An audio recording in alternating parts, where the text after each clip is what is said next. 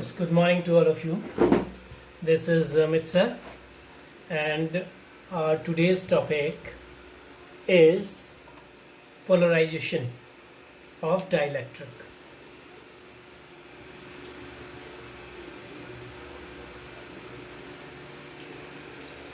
पहले तो हम थोड़ा पोलर मॉलिक्यूल्स के बारे में जानेंगे कि polar and non polar dielectric है क्या। पहली बात तो नॉन पोलर डाइलेक्ट्रिक की बात कर लें।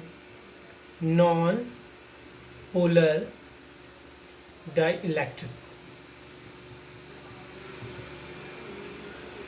ऐसे मॉलिक्यूल्स या आइटम्स जिसमें पॉजिटिव और नेगेटिव जो चार्जेस हैं, नेगेटिव क्या है, नेगेटिव इलेक्ट्रॉन्स हैं आउटसाइड और पॉजिटिव न्यूक्लियस है, दोनों की डेंसिटी कोइंसाइड कर रही है। मतलब उनका सेंटर ऑफ जो ग्रेविटी सेंटर ऑफ मास है वो एक ही जगह पे है। मतलब इसका ऐसा स्ट्रक्चर जो सिमेट्रिक है। तो इसमें जो नेगेटिव चार्ज की जो डेंसिटी होगी वो कहीं पर यहाँ पर लाई करेगी, सेंटर ऑफ मास अगर देखें, और पॉजिटिव चार्ज तो यहाँ है ही। तो दोनों मिलाकर यहाँ पर ओवरऑल जीरो हो जाएगा। क्यों? जितना पॉजिटिव होता है उतना ही नेगेटिव होता है किसी एटम में, ये भी हम जानते हैं। तो हम इसे कहेंगे नॉन पोलर, क्योंकि इसमें कोई पोल्स नहीं है। ठीक है, तो नॉन पोलर की डेफिनेशन क्या बनेगी? इन द एटम्स और molecule of which centre of gravity of positive and negative charges coincide, यहाँ कोइंसाइड करेंगे। Centre of gravity of positive and negative charges coincide, right? तो हम इसे कहेंगे कि ये क्या है यहाँ पर, हम कहेंगे इसे कि ये एक नॉन पोलर डाइलेक्ट्रिक है, जहाँ पर इस तरीके से होगा। ठीक है, अब दूसरा हम कहेंगे कि पोलर डाइलेक्ट्रिक किसे कहेंगे। तो इसका अपोजिट सोच लीजिए पोलर के लिए। Polar is just opposite of that, कि जहाँ पॉजिटिव और नेगेटिव चार्ज की डेंसिटी कोइंसाइड नहीं कर रही है। और ऐसे आपको कई सारे मॉलिक्यूल्स मिल सकते हैं। जैसे आमतौर पे हमें ऐसे ही मॉलिक्यूल्स मिलते हैं, क्योंकि जितने भी आयोनिक मॉलिक्यूल्स होते हैं आप जानते हैं कि उसमें पॉजिटिव और नेगेटिव की डेंसिटीज अलग अलग होती है। NaCl है, सोडियम प्लस है, क्लोरीन नेगेटिव है, पॉजिटिव अलग है, नेगेटिव अलग है। तो वहाँ पर हमें एक पोलर डाइलेक्ट्रिक ही मिलता है। पोलर मतलब जिसके पोल्स हैं। और एटम्स में भी अगर बात कर लें तो कई सारे एटम्स भी ऐसे हैं कि जिसमें हमें पोलर मिलेगा, राइट? तो उसका स्ट्रक्चर ऐसा नहीं हो के उसमें कुछ ऐसा स्ट्रक्चर मिलेगा आपको जहाँ पॉजिटिव एक तरफ हो जाएगा और नेगेटिव चार्ज की डेंसिटी इस तरफ आ जाएगी। ठीक है, अगर यहाँ भी नेगेटिव है कोई नहीं, पर इसका जो ओवरऑल सेंटर ऑफ ग्रेविटी है यहाँ पर है। नेगेटिव की सेंटर ऑफ ग्रेविटी इस तरफ, पॉजिटिव की सेंटर ऑफ ग्रेविटी इस तरफ। जैसे H2O का मॉलिक्यूल है, CO2 का मॉलिक्यूल है, या फिर आपका ये NH3 है।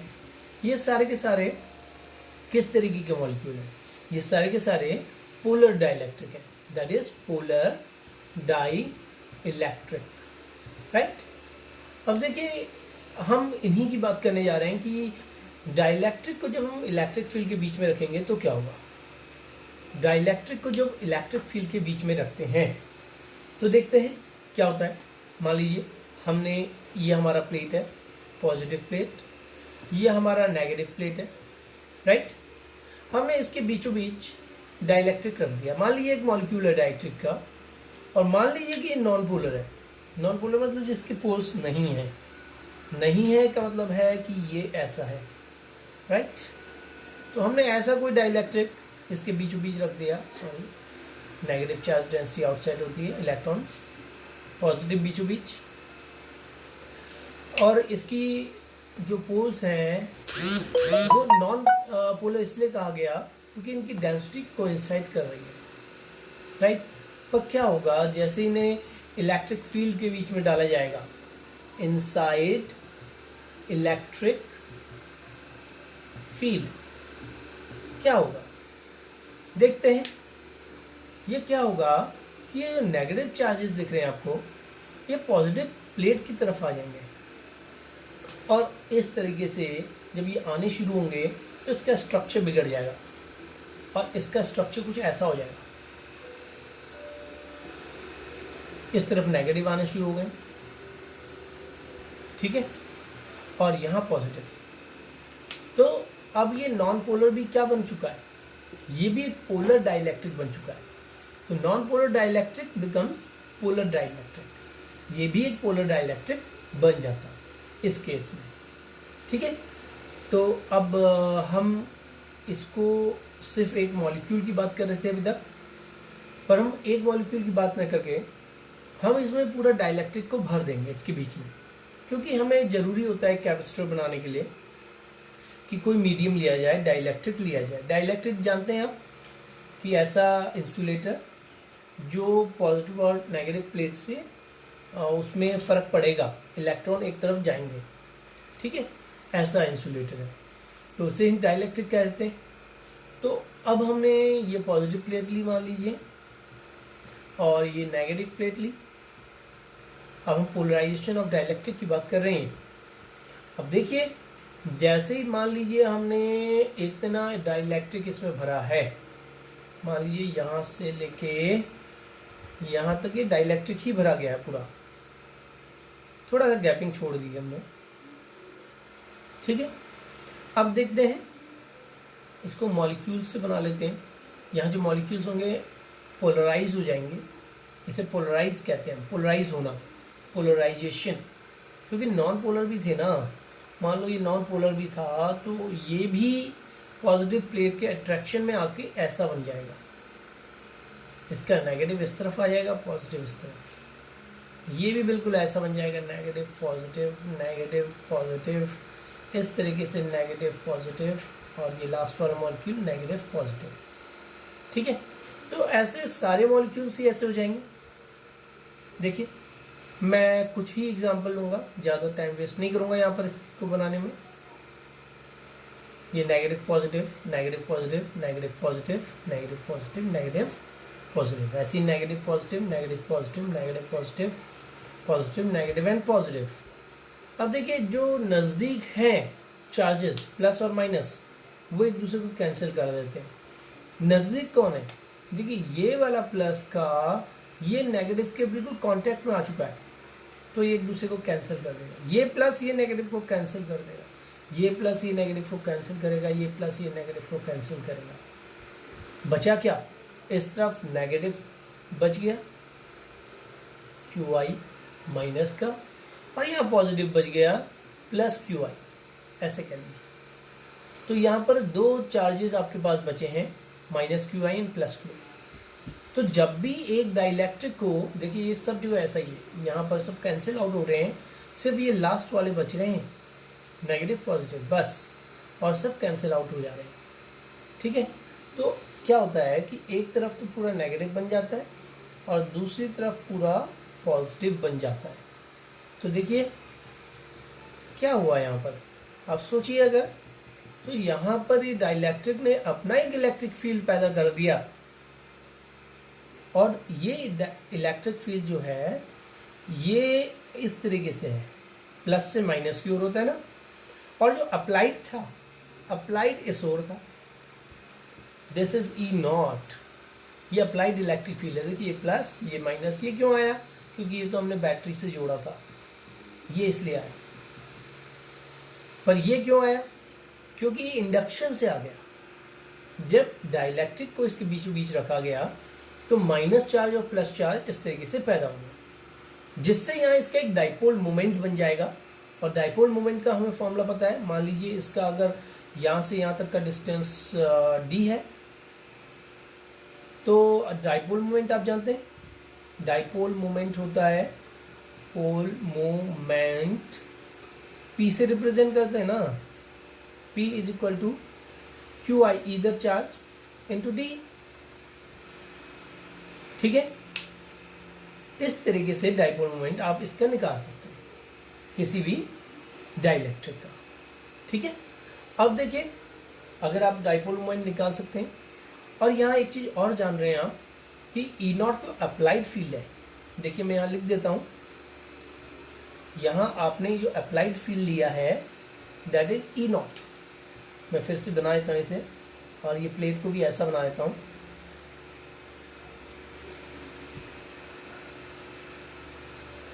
ये देखिए ये प्लेट बन गई, एक पॉजिटिव ली थी हमने प्लेट, और दूसरी नेगेटिव ली थी। ठीक है, और इसका डाइपोल मोमेंट हमने निकाला, जबकि इसके बीच की डिस्टेंस हमने डी ली, राइट।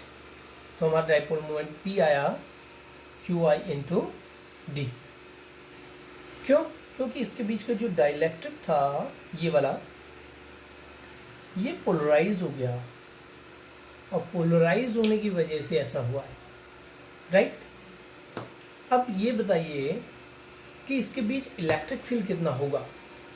हमने गॉस लॉ का यूज करके ऐसा कुछ लिया था, आपको याद होगा। तो जब दो इलेक्ट्रिक फील्ड निकाल रहे थे हम गॉस लॉ का यूज करके, तो हमने इनफाइनाइटली प्लेन शीट पर वहाँ पर दोनों आपने पॉजिटिव ली थी, ये याद कीजिएगा।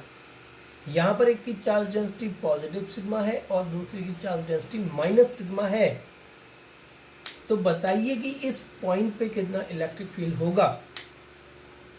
पहले याद कीजिए कि हमने एक सिंगल प्लेट से, जब इसमें एक ऐसे सिलेंडर बनाया था, याद होगा आपको, इस तरीके से, और इस तरफ इलेक्ट्रिक फील्ड ई बराबर होगा क्योंकि ये गॉसियन सरफेस है।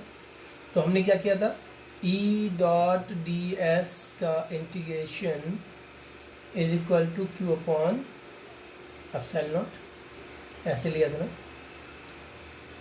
1/एप्सिलॉन नॉट टाइम टोटल चार्ज। ठीक है, अब देखिए यहाँ पर जो सिग्मा लिया था हमने, वो इसकी चार्ज डेंसिटी थी, sigma equal to Q by A लिया था, जिसे Q is equal to sigma into A आया था, राइट। यहाँ क्यू इज इक्वल टू जो चार्ज है इसमें, जो चार्ज इस पर रिसाइड कर रहा है इसके इस सरफेस पे, अगर इसका एरिया ए है तो यहाँ चार्ज है सिग्मा इंटू ए, सिग्मा इंटू ए, ये लिया था। हाँ, ये भी मैंने बोला था अगर इसकी थिकनेस बन जाएगी ऐसी, तो यहाँ सिग्मा इंटू 2a लेना पड़ेगा। फिलहाल हम इनफाइनाइट थिन शीट की बात कर रहे हैं, तो सिग्मा इंटू ए ही लेंगे। और फिर ई डी एस, दोनों का डायरेक्शन सेम था, तो E D S cos zero, integration of D S sigma A upon epsilon naught ऐसे लिया था, राइट। फिर हमने ई डी एस, जो डी एस है इस तरफ भी है इस तरफ भी है, यहाँ भी ए यहाँ भी ए, तो ये 2a हो गया था, sigma A by epsilon naught ऐसे ही किया था, राइट, याद होगा आपको। तो यहाँ से ए कट गया था और इलेक्ट्रिक फील्ड का वैल्यू आया था sigma bye 2 epsilon not, right. अब देखिए एक फील्ड के कारण, एक प्लेट के कारण सिग्मा बाय 2 एप्सिलॉन नॉट आता है आंसर। अगर इसके कारण आया, यहाँ पर हम कैसा चार्ज लेते हैं, टेस्ट चार्ज, वो पॉजिटिव ही लेते हैं, पॉजिटिव टेस्ट चार्ज होता है। तो पॉजिटिव को क्या करेगा, रिपेल, तो इसे E1 मान लो। और यहाँ पर नेगेटिव है, फर्स्ट प्लेट ये, सेकंड प्लेट ये। सेकंड प्लेट का चार्ज अट्रैक्शन में आएगा क्योंकि पॉजिटिव को तो अट्रैक्ट करेगा, तो E2 का डायरेक्शन भी यही। तो नेट इलेक्ट्रिक फील्ड E कितना बनेगा, E1 प्लस E2। तो नेट इलेक्ट्रिक फील्ड E कितना बनेगा, sigma bye 2 epsilon not plus, और इसका चार्ज डेंसिटी है माइनस सिग्मा, तो minus sigma bye 2 epsilon not, sorry plus sigma bye 2 epsilon not. यहाँ पर चार्ज डेंसिटी का हम मॉड ले लेंगे। मॉड क्यों, क्योंकि डायरेक्शन सेम है, 2 एप्सिलॉन नॉट। देखिए इसका डायरेक्शन भी यही है और इसका डायरेक्शन भी यही है, तो इलेक्ट्रिक फील्ड काटेंगे नहीं एक दूसरे को, इलेक्ट्रिक फील्ड ऐड होंगे, ये कटेंगे नहीं ऐड होंगे। अगर इनका डायरेक्शन अलग होता तो हम एक को प्लस दूसरे को माइनस लेते। हम यहाँ इसके मॉड को लेंगे, मतलब चाहे minus sigma by two epsilon not भी है तो उसका भी मॉड कितना हो जाएगा, sigma by two epsilon not. तो E1 और E2 को ऐड किया तो हमारा आंसर क्या आया, सिग्मा बाई एप्सिलॉन नॉट। तो हम जान गए कि इसके बीचों बीच इलेक्ट्रिक फील्ड कितना होता है। इसके बीचों बीच मतलब ये एक कैपेसिटर है, आप समझिए कि ये कैपेसिटर है और कैपेसिटर के बीचों बीच इलेक्ट्रिक फील्ड होता है sigma by epsilon not, right. तो इलेक्ट्रिक फील्ड निकालना कभी कभी आ सकता है, एक पॉजिटिव प्लेट हो जाएगी, दूसरी नेगेटिव प्लेट में, राइट। अच्छा, ये तो इलेक्ट्रिक फील्ड तब होता है जब यहाँ पर कोई भी डाइलेक्ट्रिक ना था। अगर डाइलेक्ट्रिक नहीं है तो electric field sigma by epsilon not आएगा, राइट। मगर अगर यहाँ पर एक डाइलेक्ट्रिक डाल दिया गया तो इसका इलेक्ट्रिक फील्ड कैसे अफेक्ट होगा, हम ये भी जानना चाहिए। तो मैंने अभी जैसे आपको बताया कि जैसे ही यहाँ पर डाइलेक्ट्रिक डाला जाता है, जैसे एक प्लेट है ये वाली और दूसरी प्लेट है ये, इनके बीचों बीच हमने इसे डाइलेक्ट्रिक से भर दिया, राइट। ऐसे डाइलेक्ट्रिक डाल दिया, चलिए यहां तक इतना डाइलेक्ट्रिक डाल दिया। जैसे कि मैंने आपको बताया कि एक तरफ माइनस क्यू आई हो जाएगा और एक तरफ प्लस क्यू आई हो जाएगा। ये पॉजिटिव प्लेट है और ये नेगेटिव प्लेट है। तो यहां पर क्या होगा कि ये जो इसके अंदर है डाइलेक्ट्रिक के अंदर वैल्यू इलेक्ट्रिक फील्ड की रिड्यूस हो जाएगी, हम कहते हैं रिड्यूस वैल्यू। बाहर सेम रहेगी, मतलब जहां पर डाइलेक्ट्रिक नहीं है, जैसे इस प्लेस में इलेक्ट्रिक फील्ड की वैल्यू ई नॉट ही रहेगी, जिसकी डायरेक्शन ऐसी रहेगी प्लस से माइनस की ओर। पर जब हम इसके अंदर की बात करेंगे, जो डाइलेक्ट्रिक आपने डाला है उसके अंदर की बात, ये डाइलेक्ट्रिक आपने डाला है, तो यहाँ वैल्यू रिड्यूस हो जाती है इलेक्ट्रिक फील्ड की। कितनी रिड्यूस हो जाएगी, देखिए यहाँ प्लस क्यू आई है या माइनस क्यू आई है, तो इसका इलेक्ट्रिक फील्ड ऐसा बन गया ना। तो मान लीजिए ई पी इतना रिड्यूस हो, electric field due to polarization, इसे कहते हैं electric field due to polarization, right. तो मान लीजिए इसका डायरेक्शन ये और इसका डायरेक्शन ये, पता है आपको। तो रिड्यूस वैल्यू का डायरेक्शन क्या होगा, reduced value of electric field, इसका डायरेक्शन बताइए क्या होगा। इसका डायरेक्शन होगा इस तरफ, क्यों, क्योंकि ये बड़ा वेक्टर है। देखिए रिड्यूस वैल्यू कम है, E naught minus E P, this is reduce value. तो हम इसे अगर ई से डिनोट करें तो E is equal to E naught minus E P, this is the reduce value of electric field. हम इसे रिड्यूस वैल्यू कहते हैं इलेक्ट्रिक फील्ड की, राइट। अब हम बात करते हैं डाइलेक्ट्रिक कांस्टेंट की। एक डाइलेक्ट्रिक कांस्टेंट कहा जाता है, वो क्या है, देखिए dielectric constant.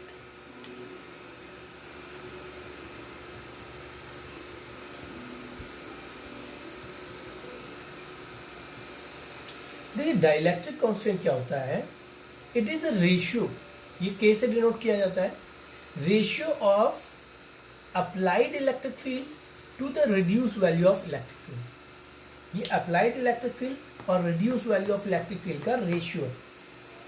It is always greater than 1, हमेशा क्या होगा, ग्रेटर देन 1। क्यों, ई नॉट हमेशा बड़ा होगा ई से, रिड्यूस वैल्यू जो भी होगी वो कम होगी और ई नॉट हमेशा बड़ा होगा। तो दिस इज के is always greater than 1, right. तो इसे रिलेटिव परमिटिविटी नाम भी दिया जाता है, टिव परमिटिविटी, राइट, रिलेटिव परमिटिविटी। तो ये डाइलेक्ट्रिक कांस्टेंट भी कहा जाता है, ठीक है। अब हम एक कॉन्सेप्ट देखिए, कुछ कॉन्सेप्ट हैं जो एक एक नंबर में पूछे जा सकते हैं। डाइलेक्ट्रिक कांस्टेंट क्या है, इसकी वैल्यू हमेशा 1 से छोटी होगी, बड़ी होगी या इक्वल होगी, ऐसा कुछ ऑप्शनल क्वेश्चन दे देंगे। सेकंड, पोलराइजेशन डेंसिटी, तो एक सेकंड है पोलराइजेशन डेंसिटी। तो पोलराइजेशन डेंसिटी कैसे डिनोट करेंगे हम? देखिए, पोलराइजेशन जो डेंसिटी होती है वो हम P से डिनोट करते हैं। मान लीजिए एक डाइलेक्ट्रिक था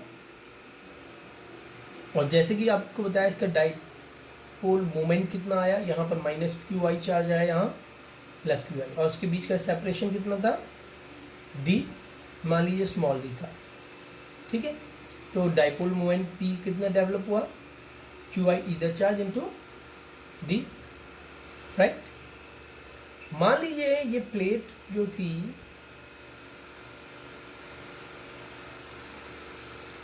ये थी एरिया ए की, राइट, एरिया ए वाली प्लेट थी, एरिया ए था इन प्लेटों का।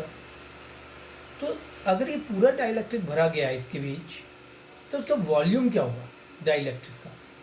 तो वॉल्यूम होगा डाइलेक्ट्रिक का A into D.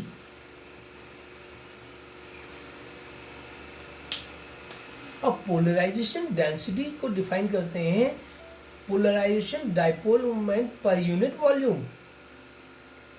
Polarisation density P is equal to dipole moment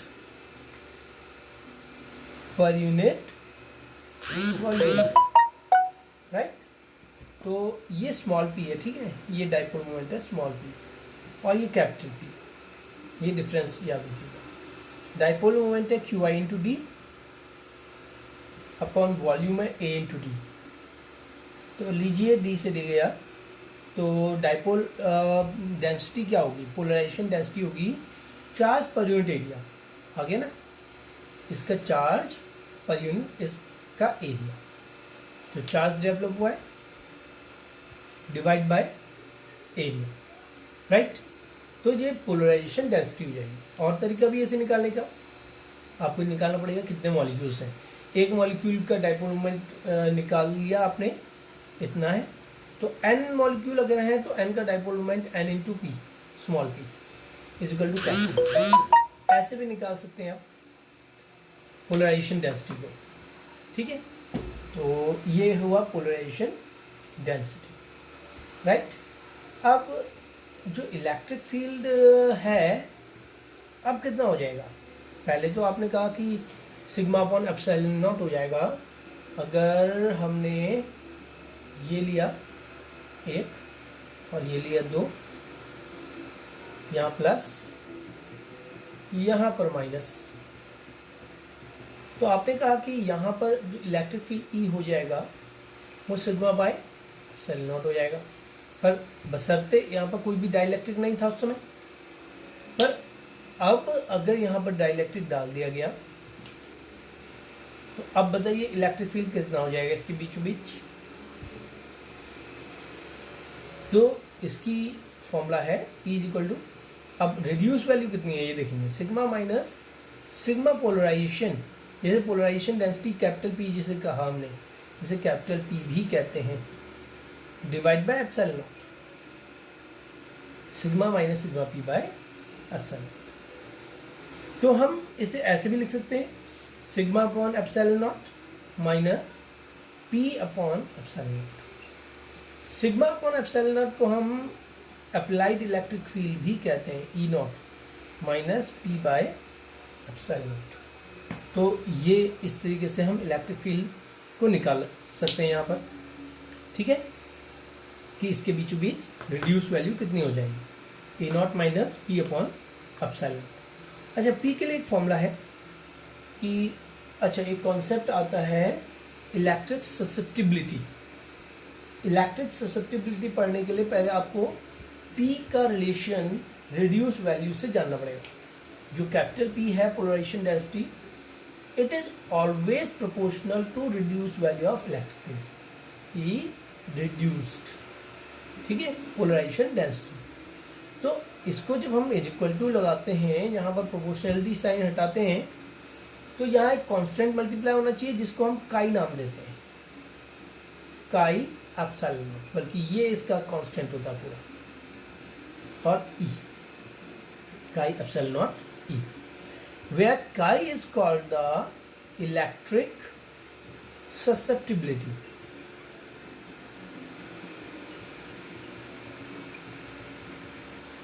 electric susceptibility, ठीक है। ये डायमेंशन लेस कांस्टेंट है, इसका कोई डायमेंशन नहीं है, जो काई है it is dimension less constant, right.